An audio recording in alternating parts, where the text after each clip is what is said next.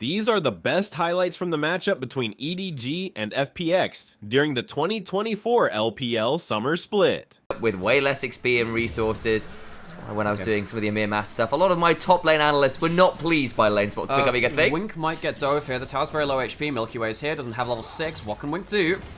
Top lane, bot lane's where all the action is, and yep, that's a dead Sejuani flame roasted pig for first blood. And the constellation was dimmed a little bit in the last time out, but Milky Way, actually that's a galaxy, not a constellation. I feel like the big thing I mention at every cast, because this is a hallmark of the way that teams are playing the meta right now, is that if you give up 2 dragons, the game changes quite a lot. I think that it's even more important in some ways than getting the 3 dragons, because between the second and they're not at threat of giving a soul point over, they're not at threat of something like that, and they can get some gold and some tower damage done and get Care or the new over to a better individual state. The fact that they have 2 dragons really helps them as it goes later into the game. Could prove to be a significant difference, especially when you said finding the engages for FPX might not be the easiest, so forcing people to have to come into them could be valuable, though a pick like that might prove me a slight bit wrong, but a phenomenal play from Milky Way. Slickest combo I've seen on Elise in a little while, makes that the 1-for-1. But the thing is, Milky Way gets the best engage, but it doesn't matter if EDG are the ones coming into them. EDG are going to leave this for now. Wink does have himself an ultimate up in 5 seconds. They could fight around that. Thinking about it, Wink is going to be here. 3 seconds on that cooldown. The root back throws a huge amount of damage onto Wink and after Arctic all the way, but Crying now on in. Herald taken. The cleanse might be forced to talk down. Flash over the wall, but solo kill's already there. Dead. Burning down now is solo kill, who gets the Hextech ultimate out. Milky Way very low. Healed up with the Eclipse. Can't quite get enough. Sustained to keep up going though, and the CC chain from EDG proves too much to manage. And I really think that Dogdown being caught out was so... That's important. Again, Corki very well scaled. It's not going to be the lethality Corki, it's going to be the Infinity Edge very likely coming up next. Have the Cull as well, which is helping in terms of that individual gold. New has second tier ultimate. Doesn't really want to get 1v2'd here. He's alone on this side of the map. Might have to ult early. This Death's Grasp throws down the Death Realm onto solo kill. We'll look for an Obliterate, finds it, and the damage back with the Darkness Rising is pretty huge. That Bird of the Indestructible, monstrous to manage. But the Hextech Ultimatum and then the combo from Leave, well comboed to ensure the Tyrant of Noxus finally falls. Yeah, you can see the solo kill avoids the last Q with the ult. Milky Way once again just fishing with that Q. The Dragon's going over. Wink finds a knock up onto Milky Way. Can they find an engage afterwards? No. Solo kill on the flank, but spotted. Down to 7,000 HP is the Dragon, and falling still. FPX struggling to find a way into the river. They finally find engage. Crying taken pretty low, but Milky Way with the spiraling despair is just deleted. Cannot enter the river. The new in the 1v1 losing to solo kill. Gets an indestructible down, but it matters not. Solo kill gets one of his namesake. And FPX can't find the engage. They can't find the pick, and they can't find the damage. Solo kill, he's going to get out for free. Just about, and it feels like EDG might have just found the fight which finally seals this game. It's been a bit of a slow burn with both mid lane turrets surviving so long. FPX, I think at this point, they look at that Dragon and go, damn, maybe we should have just given up another one and tried to get that mid lane out of turret. They kind of overcommit to a fight that they can't see off. EDG, they're going to get themselves that Baron, they're going to get themselves onto that soul point as well, or rather they already have. Your range to do the up. Yeah, you at this point, you've got enough souls to make it a sting. So what you're saying is that if it's not doing damage, it's a skill issue. Incredible. Milky Way. Let's see if he's got himself any ability to cause some issues on the other side, but Wink goes first. Ooh, the damage onto Dogdam takes it down about 20% HP. Milky Way looking to get the back line. The Equalizer comes down, but it's not that high value. Wink steps forward. The damage back pretty good, in fairness, but no one is dead on the side of EDG quite yet. No, JJ has no flash. This could be a bit of an issue for him. JJ gets pulled back, does not get taken out because he's in the Death Realm, so needs to start running away. Flash for the Obliterate, gets the kill. Solo kill will land the hook shot into the Hextech Ultimatum to delete the Mordekaiser, who is definitely living up to the death part of his name. Another turret falls all the while, though, so inhibitor number 2 exposed. The kill back, yes, but EDG just teleport back in, double teleport back in. They're ready to keep going. You're using the teleports. This is a pit stop. They're going to put themselves on a fresh set of tires, a fresh set of health and mana, and with the new and life only just respawning, no, that should be game. That's exactly it. A tactical sweep, and Varus has no more legs. Solo kill! Alongside Leave just do filthy amounts of damage, and EDG One final fight around the mid lane breaks everything FPX had going for them. It was fragile enough after the early game didn't work out.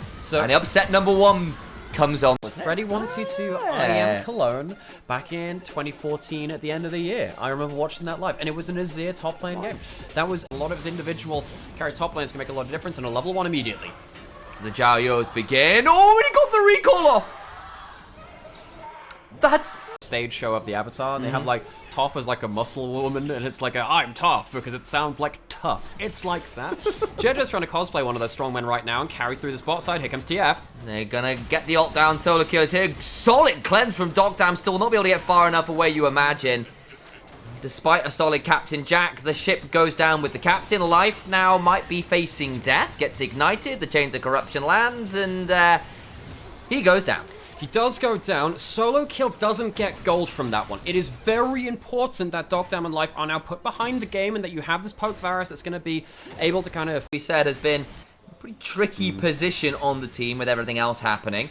Zhizhe, Milky Way about to start contesting some Raptors. Everybody's around. It's going to be another 3v3 around the Raptors. Life just about alive for a second or two, but the turnaround damage is pretty huge. Spiraling Spare means Crying goes down. It's a 1-for-1, but Milky Way can shuffle on forwards. Get some more Sand Soldiers down, but cannot get that much more damage. Shallow, who takes the opportunity to jump forwards. Big damage onto Solo Kill. And once again, the fight isn't happening at top lane, so top... Down 2 levels as well, but over towards Grub's number 2 we go. Zhizhe is starting that up. He's got 2 kills of his own, so this might be a point where the EDG needs to stop this. EDG need to stop the Grub stacking. They get 1, which will stop the 6 stacks, but they can't stop 4, and I doubt they can stop 5 either, particularly with Care. Oh, he's caught out. That's a fair amount of damage. The Chains of Corruption flash in for the Shattering Strike, and Care is dead. Did not take enough Care. Kick onto 2, trying to get some more damage. Flash out, and they'll try and play this one out as best they can. 4 Grubs for FPX, but they lose 2 members for it. A phenomenal pick there. Puts FPX in a difficult position. Terrible positioning from Care.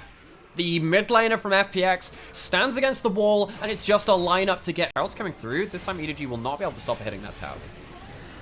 Towards the tower we go. Last time the Herald got summoned by FPX, it went a little wrong. Slightly awkward positioning, but Crying's going to try and drive around. Solid teleport angle, theoretically. Wing. The engage afterwards. Good. Wing gets in. Double Shattering Strike. The shuffle afterwards is brutal. Crying going golden. Life about to fall down. Crying does get turned around, making it the 1-for-2 right now. The Shock Blast afterwards. Chunk EDG very low and Leave very low on HP. Solo Kill in danger. Dogdam desperately low. And then Milky Way doesn't quite manage to get himself that reset. He gets that... To be a front line this game. They have Dogdam has the arrow, but EDG bully their way into the river. When's the CC going to land? When's the follow-up going to happen? Wink no flash, but still very, very potent if he lands that big combo. Find out next on Dragon Fight 3. Wink avoids the arrow, but the damage back pretty huge. The Stone of lands on down. Dragon secured. Now EDG need to run away with their health bars looking pretty low. Now look at Chains of Corruption from Leave. He's been pretty damn accurate this game. Yeah, Dogdam forward to give up quite a lot of dragons, and trading 1 dragon for the tier 1 mid that's been such a thorn in their side for 2 games now might be a worthy trade, honestly. That's true. That's a good point. FPX do have the dragon advantage. They are going to get mid lane out of turret. This is going to be a flank teleport from Crying. He has flash. Here comes the Emperor Crying's Shuriva. in danger. Tries to make the angle blade. Misses. The flash from Shallow and puts Crying into an awful position. They snipe out the Leona to make it the 1-for-1, but Solo Kill only throws out a red card, and Wink is pretty low as well. Here's Milky Way, has that reset, could have gone in for a shuffle, but this is not tanky. Solo Kill has the fire cannon, use that ghost. I think they're still good at going towards something like a Cyrilda's. He just says, look, screw it. There's no tank on the other side. He wants that spell shield. Spell shield's very easy to pop, though, from the side of EDG. You just press that Twist of Fate ultimate, it'll go. It might, in fact, happen here. That's exactly what's happened. No spell shield. Ult popped. Dead. Jace. There's the ult in from Solo Kill. There's no real way out. No flash. And Shallow, who dies for the first time this game, and it might cost them Baron. I think FPX have had a really poor showing of enabling the Jace that could win the game for them. EDG, they pull the ultimate, blow the spell shield with the first part of the Twist of Fate ult, and it's oh so easy. Milky Way, you might be looking for a roundabout way to get towards the Baron. No, he's looking for Krugs. FPX give up Baron after failing to support their top laner. You could see Shallow big moments. I really think that Life needs a good next fight too. He can find himself a good ping onto a good target, get himself onto someone like Solo Kill on the side of a fight. Someone like Leave is very hard to reach because of both the cleanse and, of course, everything else. But he's going now early, but he can't quite finish off that kill. Is he going to get kicked? Oh, so much damage onto the Leona, who just about survives, but not for much longer. Leave again. Goes down, you can't see it, but I just watched Nymera's face go into his hands. So disappointing. And it's Life that goes down to Leave. really feels like life. We asked him to stand up on the Leona, and he just can't do it. The knees buckle. Feels like the game might do with it. EDG, they were the underdogs, but FPX with some drama off the Rift have struggled to look coherent beyond some individual performances. It is 2 towers. And it's not going to be a fine movie for FPX. They are going to get themselves another dragon going against them, you have to imagine, afterwards. Knockdown down to about a third, holding on, trying to heal up. Went for the bloodthirst a third, try and mitigate the poke. It's not going to change anything here. Dragon spawns, EDG wander on over, and FPX, their hopes and dreams are swiftly dwindling in this series. I am so disappointed in FPX in the way that they played out the mid and late game. The early game was so good at the way that they played through, allowing Shallow who lane advantage. Looking fine, and FPX just couldn't make it work. The team fighting the EDG have been pretty maligned for, you were saying, actually coming out significantly on top this series. JJ goes for the kick, and Milky Way's just down.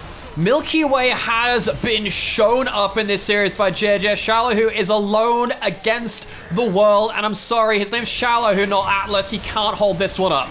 There's just nowhere to go but the grave. Another pick. JJ gets his 5th of the game. I'm going to say it, man. I think that Milky Way had a fantastic performance in spring. His summer in the first 2 series has been off. He has not been looking clean on a lot of his picks. The Lee Sin in game 1 had 1 good pick, but even then felt like he was struggling there. And on this Viego, he has been a little bit out of position. Docdam's going to Captain Jack, trying to run down solo kill. Needs to be a bit afraid. He's forced to flash and ghost, so does get that out at least. And it's only the first death for Milky Way, but this Viego just hasn't gotten that much done. But then again, where are you getting the resets? No one's died. There's nothing for this Viego to steal. That's always been the way to stop a Master Yi, a Katarina, or a Viego. You just don't die, and the souls can't come through for the Viego. Care chunked down yet again, and it feels like EDG, they have been really on the same page. I think that Cryan and Wink have picked to play in top-level pro play. You see that FPX have not been able to manage him so far. So far, not yet, but Dragon's about, well, Baron's spawning in a minute, and they're looking for a pick. Solo kill on the flank. Wink down to about a third, though, and the damage back is still pretty good. Care again, though, on this Quay, just nowhere to go, and he is protein to build the muscles and damage. But they do finally get a reset. Maybe this could be the moment with Milky Way getting to steal a body. The kickback, Crying goes down, but gets a huge shuffle before he dies. Might make 1 back, make that 2 back as Jie murders a couple with the resets and the resonating strikes coming on down. This might be the 3rd. Docdam gets some damage back, beginning to trade pretty well, but there's so many ward hops. This Lee Sin just does not care for AD carries. Life is all that FPX have left, and I don't think that'll last particularly long. They'll be going through the pearly gates to a 0-2 to EDward Gaming. The Doom Squad from spring is no more. The Phoenix will have to find its own rebirth a little later as EDward Gaming take the series. Thrown down to ashes, and EDG are the ones that emerge from them, not FPX. It is a solid series from them, and FPX. We wondered whether some of the... These were some of the best highlights from the 2024 LPL Summer Split matchup between EDG and FPX. Which moment was your favorite? Let me know in the comment section below. This is OP, and I'll see you tomorrow. Take care.